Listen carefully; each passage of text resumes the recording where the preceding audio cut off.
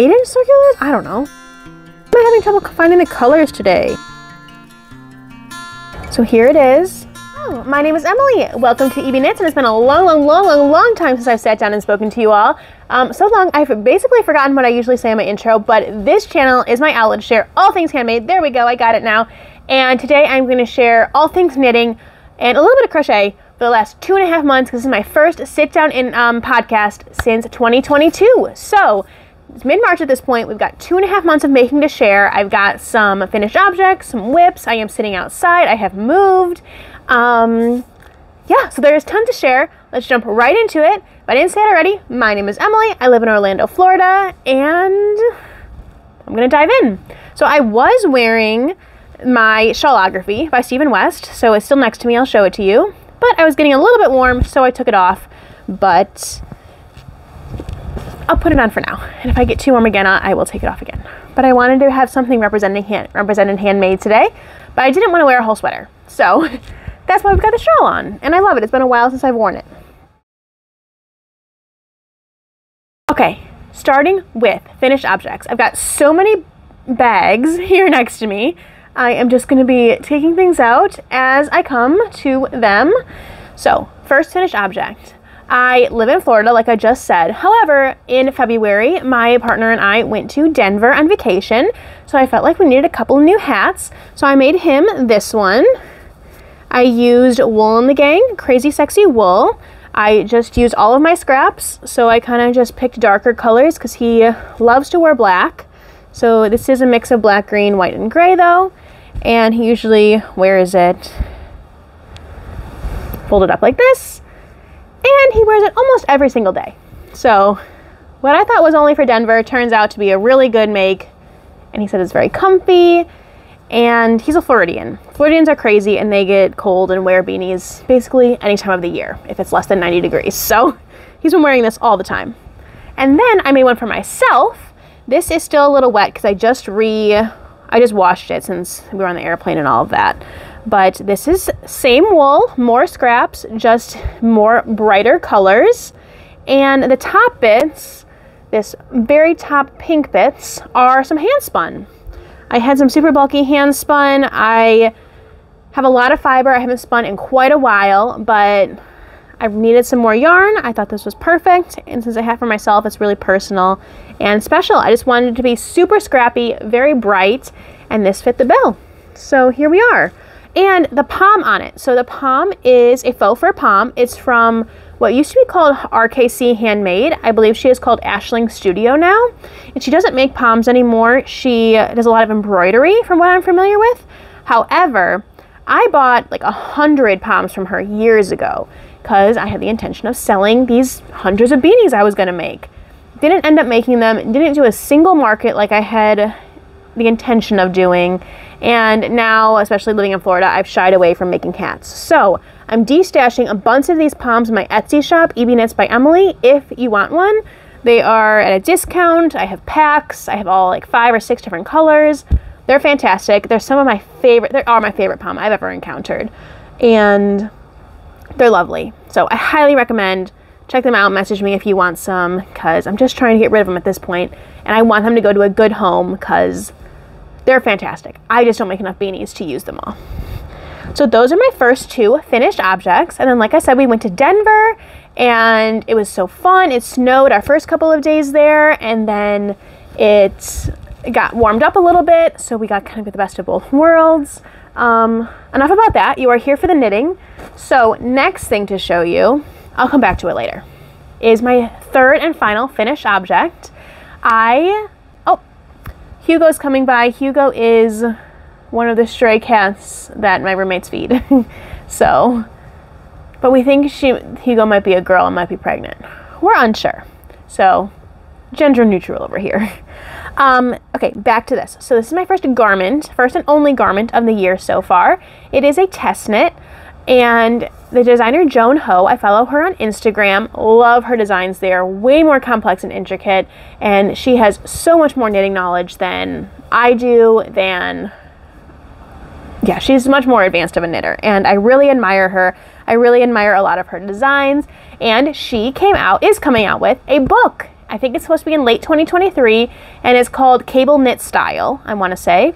So I applied to test knit one of the patterns.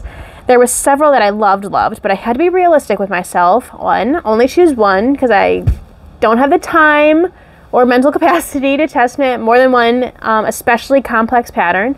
And two, what am I actually going to wear? I don't wear a lot of sweaters these days, so make something I'm actually going to use in my current climate, which is a tank top. And so she did have one tank top design. It is called the Azalea top. It is full of cables and bobbles. I will show it to you here. So this is not released yet. This was a test knit, and it's coming out in her book in late 2023. So here it is. I did take finished object photos, and I think I'm going to record an entire video like I do normally for my finished garments all about this, just so I have all the info in one place for myself, with visual representation, so it's not just Ravelry. However, I don't think I'm going to publish that video until this is actually available to everyone. So it'll be several months, because I believe it's end of 2023 this comes out. So it is super cute. It is certainly the most complex knit I have ever made. The yarn I used is We Are Knitters. It was from Stash, which again made it kind of perfect. I could just grab some Stash yarn. It is a colorway terracotta. It is We Are Knitters the cotton. I used 2 1/3 balls, I would say. I did not use a full 3. I didn't even use close to a full 3. Not, like I said, barely 2 1/2. So that's where we are. It's got I-cord straps. It's really beautiful. It's got tons of bobbles, tons of cable. It has moss stitch on the sides with some increases, so it starts smaller and gets bigger, which I think for the length that she calls for is really perfect. It sits just a little bit below my natural waist, and I think that really defines your waist. I made the size 4, I believe. I have a 40-inch chest, and I think it's really beautiful. It's really fantastic. I've already worn it over a dress as well as with some really high-waisted jean shorts. And it was beautiful with both. I think I prefer it with the jean shorts because it's a little more my comfort level, but it's super versatile. And her pictures, when she releases the pictures, just follow Joan Ho. She took the pictures for this book, I think in Iceland, and they are absolutely stunning. So let's take the shawl off. So they're beautiful. And again, I just can't get over it. I am very proud of this make. I started it January 1st or 2nd, we got the pattern, and I started immediately. However, I was in school and taking my most difficult and challenging class yet, so then it really proved a challenge, and we were moving at the same time. So there was a lot going on, and I didn't have as much time as I had wanted to dedicate to this. However, in the last 2 weeks or so, I knit about half of it. And then in the last 2 weeks or so, I knit the other half. So like on vacation, I did a good portion, and then the front and back were entirely in like a matter of 3 days. So it was a rush to the finish, but I did get it done. I submitted my finished object pictures. I think they are gorgeous. We went to a park near our house that we discovered for the first time that was really pretty. So it all worked out. I'm excited to wear this in the summer. It's a DK weight pattern, if I didn't say that yet. And I think cotton has really proven a useful fiber for me to wear in the hot Florida summers. Okay, sip of water time. Okay, I think that is everything about this gorgeous tank top. If you have questions, please let me know. So the back is really pretty. I like how it goes up, if you can see. It comes up here, and then that diamond pattern just fits in right in between there, which I just think is so pretty. I did mess it up the first time I did it. It was asymmetrical, and I think that was my own fault. I just was really tired and knitting, and so the next day I ripped it out, just ripped this bit out and re-knit it so that it is actually symmetrical. There's even an amount of stitches on each side of the diamond, essentially. And my straps. The pattern calls for, I think, 10 to 12 inch straps, and I think I made mine closer to 8 inches. whatever 2 inches less than the pattern is how I would knit my straps. Some other testers had said that, and I felt like it was getting really high. I have another tank top from Jessie May with I-cord straps, and the straps are too long. I have to re-knit it or take them out and take some back if I really want to continue wearing it for my comfort level.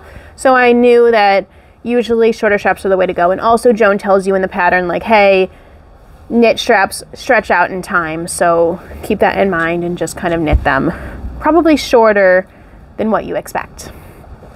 So I did go ahead and steam block it at first, and then I went into my finished object pictures because it was a race against time, like I said.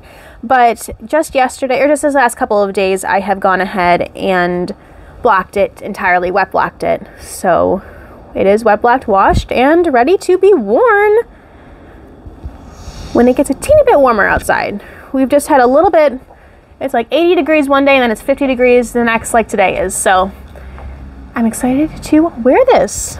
Those are my 3 finished objects for the last 2.5 months. So yeah, we've got 2 hats and a tank top. Now let's set these aside and move on to whips. So we'll go in order. This is what I did next. This is a swatch, and obviously a very bright red. This is, I think I have the label. Okay, so here's the swatch.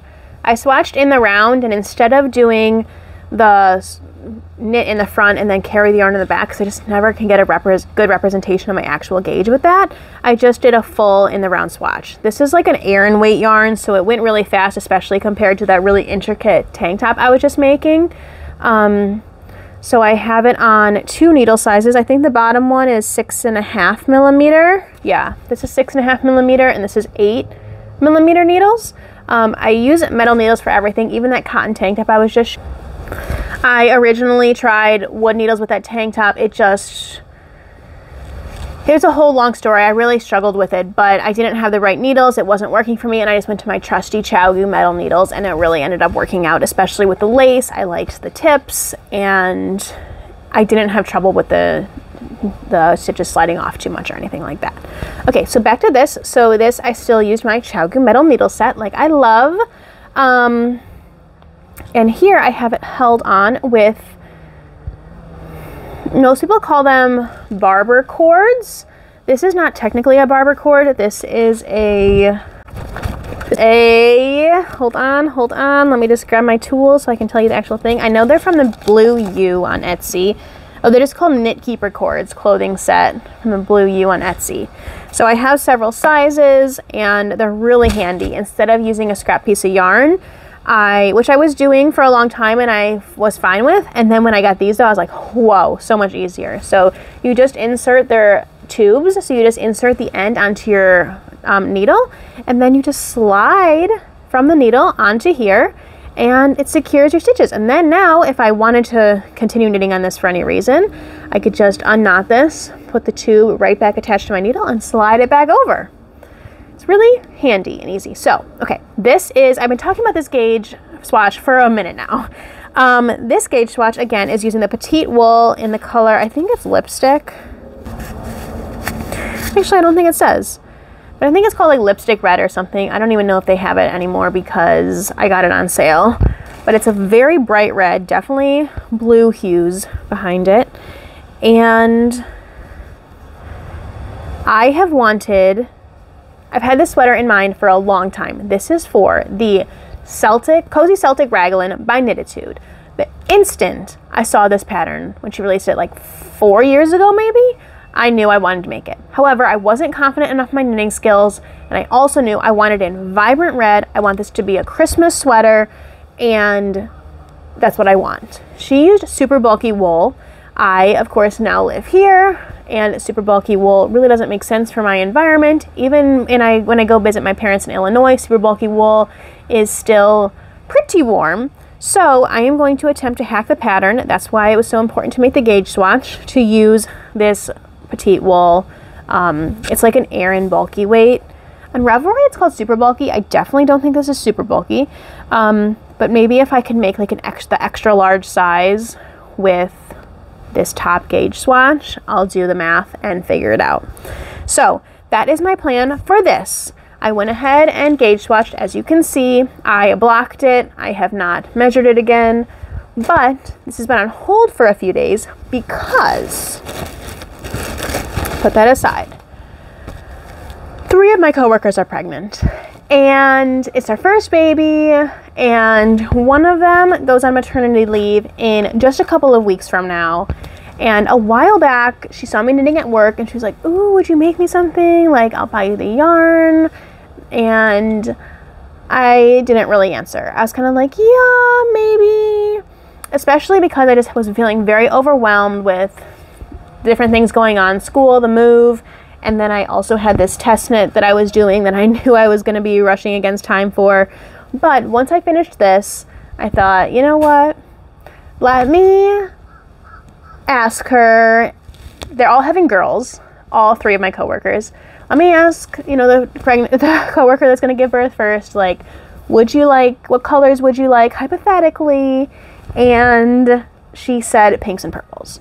So I went through my yarn stash. I looked for my pinks and purples. I do have some, especially pink, but a lot of it's cotton, some of it's wool, a lot of it's cotton, some of it's linen. It's not the softest ever for a baby. And I kind of went back and forth, like natural fibers, yes, but a little bit less washable. Do I go get acrylic from the store and then I just know it's washable? Like, I'm not sure. So I didn't straight up ask. I didn't want to like bring more confusion into the scenario than it needed to be. But I talked to my sister who's a nanny. I just kind of went with what I would want. And I think washable, machine washable, won out over like something really delicate with natural fibers. Probably could have gone with superwash merino wool. I know there are alternatives, but I just went what was easy and cheapest ultimately. So I did end up going to Michael's and buying more yarn.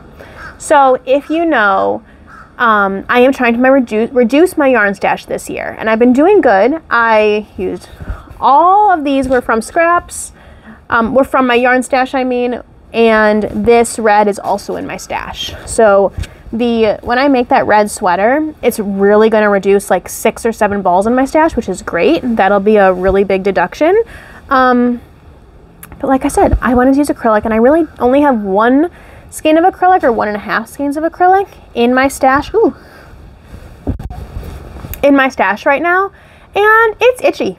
It's got a glitter. It's more for like houseware. It is not, I would call, for a baby. So I went to Michael's, and wow, do they have some cute yarn these days. I don't know if my Michael's back home or like, it's been ages since I've been to a Michael's. If I didn't pay attention to the Karen cakes and I just went for the solids. I used to buy a lot of loops and threads when I was first starting out, and I just bought solid colors, so maybe I bypassed the multicolor yarn, but this time I did not bypass the multicolor yarn. It was cute and gorgeous.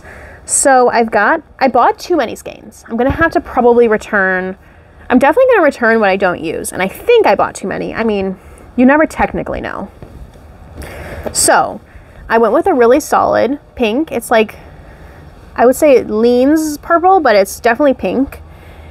This is a Karen cake. Let's see if I think it's cinnamon. So this is Lion Brand Pound of Love in the color, why am I having trouble finding the colors today? Pastel pink. Okay, yeah. The Lion Brand Pound of Love.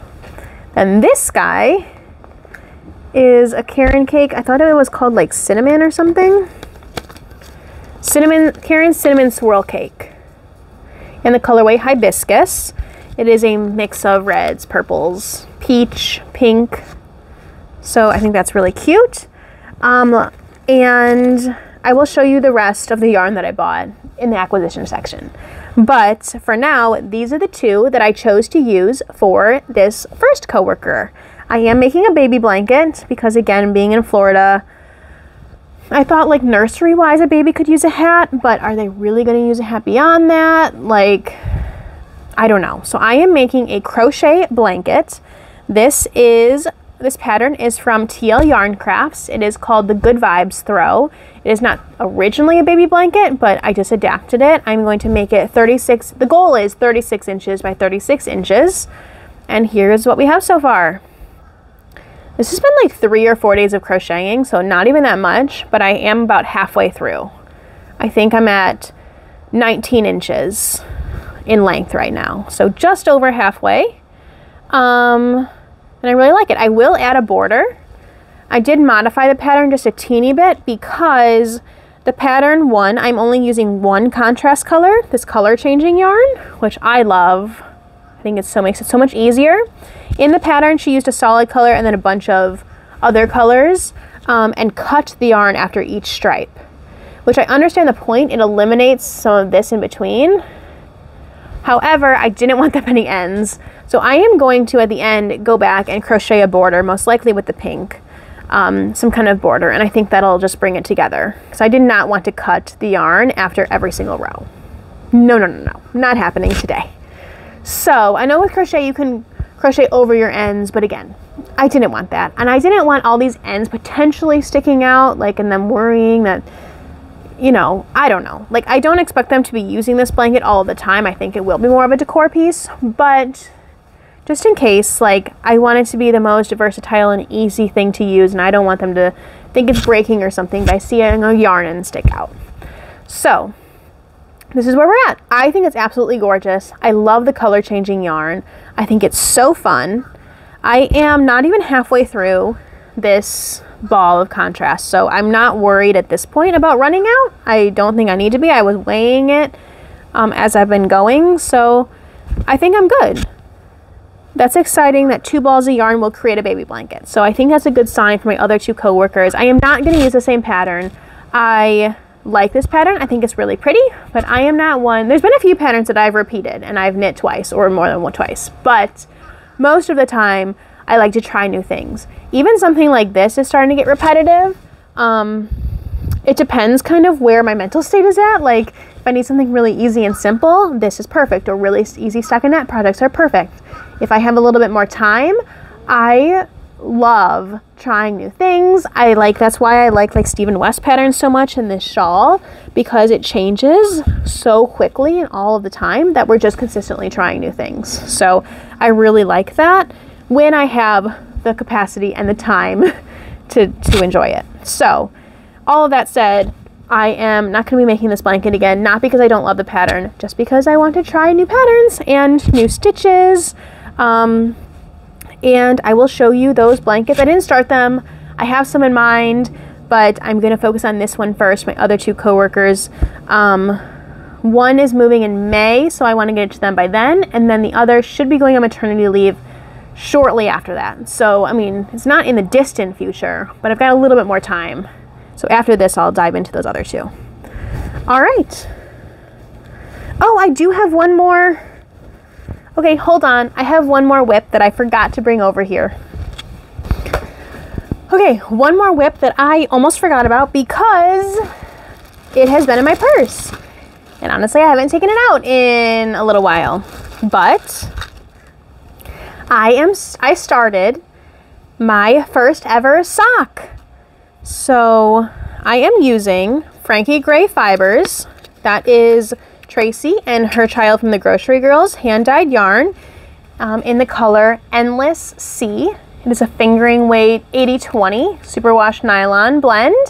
I have so many things I want to try with socks in terms of different fibers. People say they love 80/20 versus 75/25. Like, they really have strong feelings about this.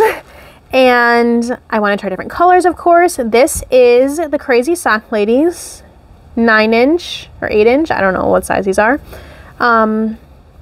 tutorial. So I'm using 8-inch or 9-inch circulars. 8-inch circulars? I don't know. Whatever, that's not the point. I am using a size 1, 2.25 millimeter needle. Here we are so far. So I have the cuff, I have the leg, I have the heel flap and gusset here, and now I have turned and I am just working the foot. These are a gift from my boyfriend, and this is only the first sock. So I do a little bit regret not making them 2 at a time, but I'm still experimenting. Do I even like the tiny circulars? Do I prefer magic loop? Do I want to do 2 tiny circulars? at a time? Do I want to do them both on just one magic loop? Do I even like socks? Do I want cuff down socks or toe up socks? My next sock, which I'll probably make for myself, is definitely going to be toe up so I can try the opposite. I think, so far at least, the benefit with toe up would be, like for here, I didn't know. I just went with a pattern for the leg, but he would prefer a longer leg. Like I can tell you that, but I only have one skein of this yarn. So I don't want to run out. I want to have enough for both socks, but if I did it toe up, I could just knit until the skein runs out and not have any left over. So I don't know, we'll see. I'm sure there's a benefit of cuff down too.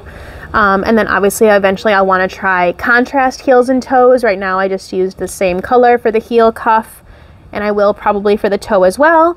But as I build my sock yarn collection, I would love to use others. It is a perfect purse project. I don't even notice it's in there. It's so light and small. I do really like the Crazy Sock Lady's recommendation of adding pins after your repeat. I just use safety pins. She uses, what are they called? Light bulb stitch markers. So anyway, now like I said, I am just at the foot. So I measured the length of his foot. It's about 11 inches. So that would be, I believe, from here. And then I think we knit 3/4 or 1 inch less than what we need, because then we're going to have to decrease for the toe. So that's where I'm at. Like I said, have not pulled this out in a week or so. I really wanted to get past the heel flap so it could just be knitting away. And now that I'm there, I just haven't picked it up again. So I have a lot more to do on this sock and then a whole other sock to make. But I am very excited. I have 2 other now sock yarns that I want to use for socks. I could see for me personally, like maybe for my family, especially since they live in Illinois, I would make full-length socks like this for them. However, for me, if I'm knitting my sock, I think I would just make a bunch of shorties. Like, I don't think I need or want a full-length sock. So when I make mine, you know, when I make mine, I think I'm just going to make shorties, but we'll see, because then I'll have a lot of yarn left over. What do I do with that yarn? Can I make another pair of socks? Oh my gosh, so many questions. You know how it is, but I'm very excited that I've dived in at this point to the world of socks. It's definitely not as hard as I thought. I've learned a couple of things, and I'm excited to continue figuring this out.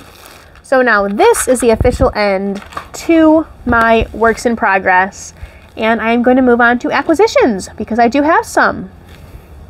So since we were just talking about the baby blanket most recently, I will grab my Michaels bag and I'm going to show you the rest of the yarn that I got from Michaels. There were just so many cute things, and I don't know the exact other blanket patterns I want to make. And at the time I didn't even know what pattern I wanted to make for sure for this first coworker before I settled on the Good Vibes throw. So I just bought the pretty yarn and said, I'm going to figure it out. So first up, we've got a Karen Blossom cake. This is the colorway Blossoms. It's really pretty. I definitely want to ask my other coworkers, like, what colors are they going with for their nurseries before I just make them a pink blanket if they're not going for pink or purples. So I will certainly do that. I think they're going to tell me pink and purple. But if they don't and they tell me something different, I'll just return the yarn and get something appropriate for their nursery. I'm not going to make something just because I love the color. So this is the first one. Super cute. It's purples and blues. It's much less vibrant and much less of a harsh color change than the other yarn I'm using. Then I got this fuzzy yarn. I am not confident that I'm going to use this, but I just couldn't put it back yet. This is a Karen Latte cake. It is in the colorway Plum Fresh, and it is so fuzzy. These are all Aran weights. Oh, this is actually a bulky, but the rest are all Aran or size 4 worsted weights. So, and also Pro, they're over 220 grams each. So they're not just a small 100-gram ball, but I think they were $10 to $12. I think they were $10 to $12 per ball, but also benefit, like, as you probably know, if you go to Michael's or Joann's or wherever, they almost always have coupons. I got 20% off this whole order. So, yeah. Anyway, this was super cute. I don't know if I'll make this or what I'll make with it. a feeling I'm not going to use it. But just in case, I wanted to have it in my stash for baby blankets. Okay, there's 3 more here. Like I said, I went a little overboard. This is a Karen baby cake, and it is in the colorway Petals. And this is much more purple, pink, lavender transitions. I think it's really pretty. So I guess I have a lot of purple here. And this next one, these next 2 are both marble cakes. This is in the colorway Champagne, and it is a marled. So it is kind of like reminds me, of hand spun because of the very 2 visible. Actually, it's definitely more than 2 strands, 2 plies, but it only has the 2 colors plied together. So yeah, and this again just rotates from like a tan to pink to peach to a brownie lavender back to pink.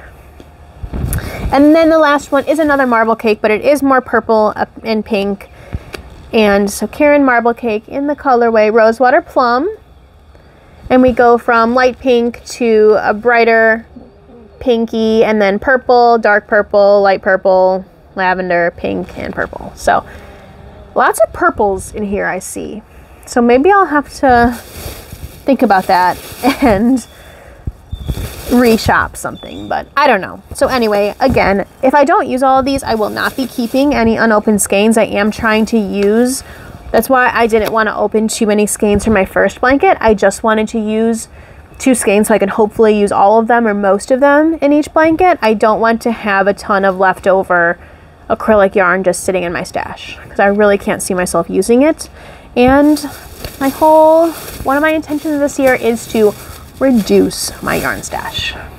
Okay, so that was my acrylic yarn from Michael's, but I did purchase some yarn when I was on vacation in Denver. I made a short about it, but I do not remember the name of the yarn shop right now. Wait, I have a sticker. The Tangled Ball, that's what it's called.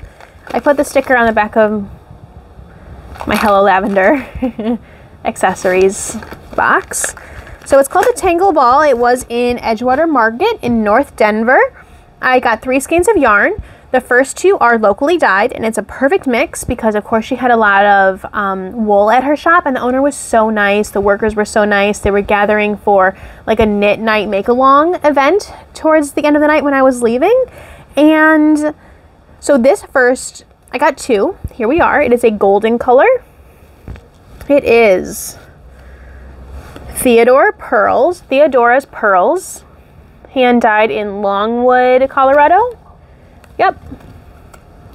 So I definitely wanted some local Colorado hand dyed yarn when I was there. Like if I was going to buy it, I wanted it to be something local. And this is bamboo, 100% bamboo, 4-ply fingering weight, hand dyed in the colorway Butterscotch. This colorway just stood out for me. Yellow, bright yellow has really been speaking to me lately. I think it's really gorgeous. And then again, the bamboo I just think is a perfect yarn for my weather here, but with the combination of being locally dyed in Colorado. So I really love it. I am going to make some kind of t-shirt with it. I don't think I'm going to make a ranunculus, but something ranunculus-like. Something with like a lacy yoke. I'm thinking maybe a Sari Norland kind of design. And hopefully 2 skeins will be enough just because it'll be very short sleeve and potentially cropped. I'm feeling the cropped lately. I like wearing high-waisted pants and shorts. So that's my thought process with this. And I did buy a 3rd skein. So I went between a couple and I decided to just purchase 1. I was debating between a bunch of sock yarns and whether it be a self-striping sock yarn, because I really want to try self-striping. I just think that is so pretty. Like the self-striping, essentially what I'm using in the baby blanket, like using that in socks would be really pretty. I would love to do a hand dyed, so something like mustache yarns or freckled whimsy yarns. Like there's a lot of really fantastic dyers that I would love to try and use that for, because I just think it'd be really engaging and exciting to just see how the colors go, especially if it wasn't just like 3 stripes and then it repeated, but it's actually something that is not so repetitive and changes and has so many unique colors. So anyway, it's something I really want to try. It's something I almost bought, but I did not. And then I almost bought from the Knit Wit, I think is the name of the company. It was a very bright, very vibrant colorway. It wouldn't have been speckled and it wouldn't have been self-striping. It would have been somewhere in between. And I put that down and I was like, I don't think this is local. At least it wasn't in their local, like, back, it wasn't in the local corner of the shop that they had. So I said, no, I'm not going to buy that. I'm going to buy this, which again isn't local either, but it's something I have not seen in a yarn shop. Not that I've been to too many, but I haven't seen it yet, and I've seen people talk about it online, and I've really wanted to try it. So this is Regia by Arne and Carlos. And the really cool part about this is it's kind of even cooler than self-striping almost, because all you do is knit, but the sock is supposed to come out basically like color work, like this picture, if you can see it. So it is a 75-25 virgin wool and polyamide. What actually sold me beyond this was one of the workers at the yarn shop said it really does come out as distinct and as cool as this sock picture shows. So I said, okay, if it's as cool as this, I want to try it out. So as a beginner sock knitter, someone who I'm not sure is ready to dive into color work or cables or lace on my sock, but can get something really cool with simple stockinette, I wanted to try it. So this is what I went with. This was my third skein, and that's all I bought from Denver. So I am proud of myself for not indulging too much. If that's your thing, absolutely, please do that, whatever brings you joy. But for me, I like buying yarn. Like, it was so fun to look at Michael's and buy that yarn for my coworkers. However, I know in reality it's just going to sit in my stash. I'm not going to use it, and I don't like that feeling. Like, this red yarn that I have for the sweater I want to make, I've had in my stash for a couple of years now, and that's just too long for me. Like, I don't want things sitting, and also my interests change. Sometimes I've just made a project because I had it in mind and I've had the yarn in my stash for so long, but really, like, I want to make something that excites me right now. So I'm trying to limit my yarn purchases. I'm not doing anything like a no buy, obviously, but I am just trying to be very realistic and honest with myself. Also, we're not going to be at this location forever, and I want to have even less yarn the next time we move than I did this last time. So I want to continue to just, not just de-stash yarn, but just, you know, stop buying and accumulating so many things, because I just don't need it. It takes up too much space. I just don't need it, essentially, in essence of all. Like, I'm not saying I'm going to live an all-out minimalistic lifestyle, but I don't need all the clothes. I don't need all the yarn. I don't need all the things. And let's just kind of limit it for now. That's where I'm at in my mindset, in my headspace, in my life at this exact moment. But, you know, things can change. Anything else yarn related that happened in the last couple of months? I think the only other thing is my Ravelry queue. So I used to have 100 or 105 patterns in my Ravelry queue. I basically went through my library and was like, anything that I really like, that I own the pattern to, I am going to put it in my queue so that I don't forget it. However, at the beginning of the year, I was just feeling, again, so overwhelmed by that. I just felt like that was so much. When am I going to make 105 patterns? It's going to be years, if ever. So I deleted 3/4 of it. And now I have less than 25 items in my Ravelry queue. They are only items that I cannot stop thinking about, that I either have the yarn for and have the project in mind, or I just love. Every time I look at it, I'm like, oh my God, that's so beautiful. So, and I've also allowed myself to change this, because I used to be really hesitant to buy new patterns, to put things in my queue, because I do own other patterns, because again, I've bought other patterns when I thought they were cute and not made them yet. And while I love supporting the designers, I have not been using them as much as I wish. Using the patterns or knitting as much as I wish I could because of limited time. So with that said, I have decreased my queue, and I am trying to allow myself to, okay, just because I have this pattern, if I'm not in love with it at the moment, I don't have to knit it. Like, let's move on to something that I really love, and I'll come back to it when or if ever, like, it really speaks to me again, or when I find the perfect yarn for it, you know? So I'm trying to really just give myself grace with that and not be like, okay, you have to knit this next, and you have to use this yarn. I already have felt a little bit of a weight lifted with that. Like, I found there's a pattern that I've wanted to knit for a while now, but then I looked at it and was like, it doesn't have short rows. The back is going to be really low on my neck because it doesn't have those short rows. And while I could experiment and add them in, option 1. Or option 2, I just find a different pattern. There's another pattern for that weight of yarn that I can use that is going to have the short rows or the higher neck or whatever that I like, and it's not going to be something that I'm questioning wearing. Like, I want to wear my makes. That's really important to me, and I want to style them and be comfortable in them. So anyway, that was just something that I really feel relieved and excited about, that I'm able to, that I've just given myself the grace to really just take a moment and not be so attached to every idea that I have. I can change it, and that is okay. So that might sound silly, but you know, that's where I'm at. I think that's all the yarny things I've been up to, I've been doing, I've been buying, I've been thinking about the last couple of months. I have been making some shorts, so I haven't been completely MIA, and those have been fun because they're a lot easier to edit, they're a lot easier to film, and they're just, you know, a lot of fun little tidbits to share with you in my making process without having a full sit down and getting everything out and together and really just sharing little bits by bit. So that's been really fun too. I hope you enjoy those. I would love to hear what you're working on and, you know, what's going on in your life right now. We are in mid-March, so it is about to warm up here, I expect, here in Florida. March, April is really when it starts to get into those 80s, and then summer is, you know, 90 and 100. But yeah, I am just exploring our new area that we live. I am just knitting all the things and trying to enjoy. I am taking a little bit of a step back from school. I am reading. Oh, usually I share my reading. Okay, so now I'm going to share my most recent reads. And if you don't care, thank you so much for being here, and I will see you next time, hopefully sooner than 2.5 months from now.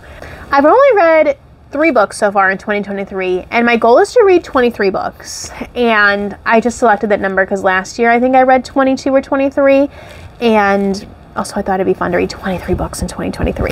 But obviously I'm a little bit behind that goal, being 2.5 months in and only reading 3 books. So we'll see if I get there. If not, again, I'm trying to give myself some leniency.